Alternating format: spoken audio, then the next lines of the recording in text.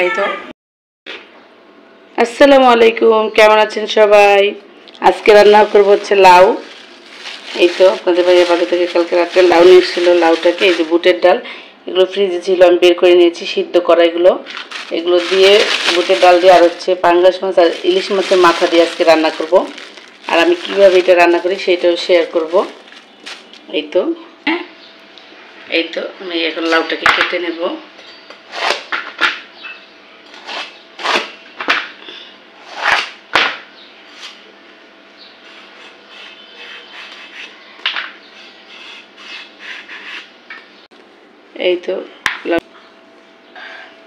এই তো এখন আমি লাউটাকে এইভাবে করে কেটে নেব।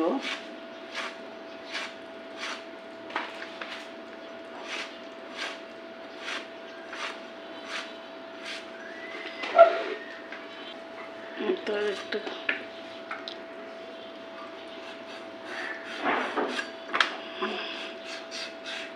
এরকম করে আমি সবগুলো লাউ কেটে নেব। এই তো লাউগুলো সব কাটা শেষ। পেঁয়াজ দিয়ে সব কেটে নেব।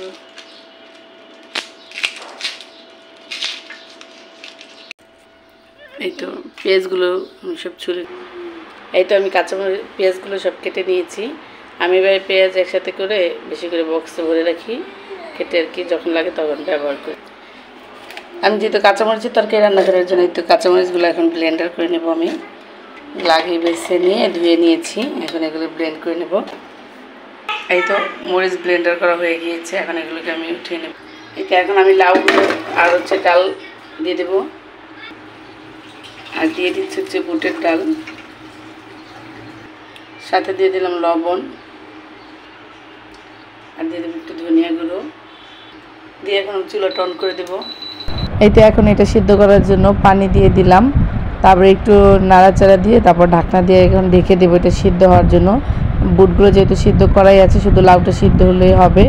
এই তো আমার লাউ আর বুটটা সিদ্ধ হয়ে গিয়েছে।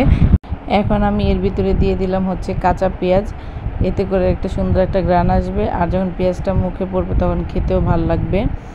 এরপরে এই তো আমি একটু পেঁয়াজটা নাড়াচাড়া দিয়ে তারপর আমি নামিয়ে নিয়েছি লাউটা, একটা কড়াইতে ঢেলে নিয়েছি। তারপর কড়াইটা ধুয়ে ওইটার ভিতরে তেল দিয়ে দিলাম পেঁয়াজ কুচি আর হচ্ছে আস্ত কয়েকটা রসুন দিয়ে দিলাম। দিয়ে এটাকে আমি ভালো করে এখন নেড়ে চেড়ে আর কি একটু ভেজে নেব ব্রাউন কালার করে। তারপরে এর ভিতরে দিয়ে দিলাম ইলিশ মাছ এবং পাঙ্গাস মাছের মাথা, তারপরে দিয়ে দিলাম লবণ আর হচ্ছে এই তো কাঁচামরিচ বাটা। যেহেতু কাঁচামরিচ দিয়ে তরকারিকে কাঁচামরিচটা ব্লেন্ডার করে নিয়েছি, তারপরে দিয়ে দিলাম একটু আদা রসুন বাটা দিয়ে এখন আমি এটাকে ভালো করে একটু নেড়ে চেড়ে নিব, যাতে করে মাছের ভিতরে মশলাটা ভালো করে ঢুকে যায় আর কি গ্রানটা। আর একটু বেরেস্তার মতো করে নেওয়ার কারণ হচ্ছে মাছের টেস্টটা কিন্তু অন্যরকম হয়ে যাবে, এর জন্য যেন স্বাদটা ভালো আসে। হালকা একটু কষানোর পর তারপর আমি দিয়ে দিচ্ছি হচ্ছে গিয়ে হলুদ গুঁড়ো, মরিচ গুঁড়ো, ধনিয়া গুঁড়ো আর একটু সামান্য পরিমাণ গরম মশলা দিয়ে এটাকে এখন আমি দেখেন ভালো করে, মরিচ তো দিইনি, মরিচ বাটা দিয়েছিলাম। এই তো দিয়ে ভালো করে কষিয়ে নিচ্ছি একটু পানি দিয়ে।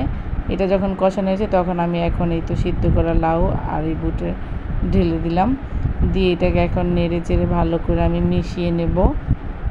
মিশিয়ে নিয়ে আর একটু বেশ খানিক্ষণ সময় নিয়ে তারপর এটাকে একটু রান্না করে নেব। আর আমি আর এর ভিতরে আর কোনো পানি দিব না আর কি। এই তো এটাকে ভালো করে এখন ফুটিয়ে নেব টকবগিয়ে। তারপরে এই তো দেখেন ঢাকনা দিয়ে আমি ঢেকে দিয়েছিলাম, আর এখন এই তো হয়ে গিয়েছে। এখন একটু ফ্রোজেন করা ধনেপাতা ছিল ফ্রিজে, বের করে ওগুলো দিয়ে দিলাম। আর ফ্রোজেন করা ধনেপাতা হচ্ছে দিতে হয় বের করে সাথে সাথে দিতে হয়, আর সাথে সাথে একটু নাড়া দিয়ে দিতে হয়, তাহলে আর কালো হয়ে যায় না, এই যে সবুজ সবুজ কালারটাই থাকে। এই তো আমি মিশিয়ে নিয়েছি, আর দেখেন আমার রান্নাটা কিন্তু কমপ্লিট। আলহামদুলিল্লাহ অনেক ভালো হয়েছে, আর খেতেও ভালো হয়েছে। দেখেন ইয়াটা অনেক সুন্দর হয়েছে, আর খেতে কিন্তু বেশ মজা হয়েছে। আজকের মতো এখানে, আল্লাহ হাফেজ।